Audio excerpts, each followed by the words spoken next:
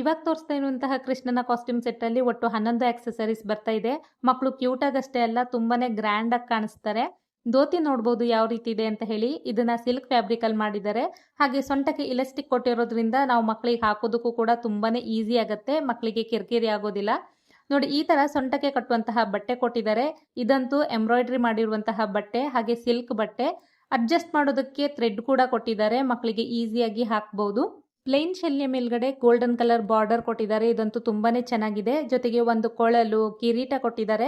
ಕಿರೀಟಕ್ಕೆ elastic ಕೊಟ್ಟಿರೋದ್ರಿಂದ ಮಕ್ಕಳಿಗೆ ಹಾಕೋದಕ್ಕೂ ಕೂಡ ತುಂಬಾನೇ ಈಸಿ ಆಗುತ್ತೆ.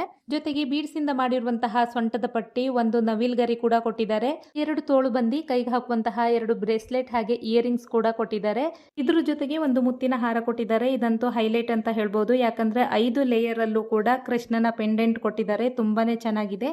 ಈ ಪ್ರಾಡಕ್ಟ್ ಲಿಂಕ್ ಬೇಕು ಅಂತ ಹೇಳಿದ್ರೆ ಇದೇ ವಿಡಿಯೋಗೆ ಲಿಂಕ್ ಅಂತ ಕಮೆಂಟ್ ಮಾಡಿ, ನಾನು ನಿಮಗೆ DM ಮಾಡ್ತೀನಿ.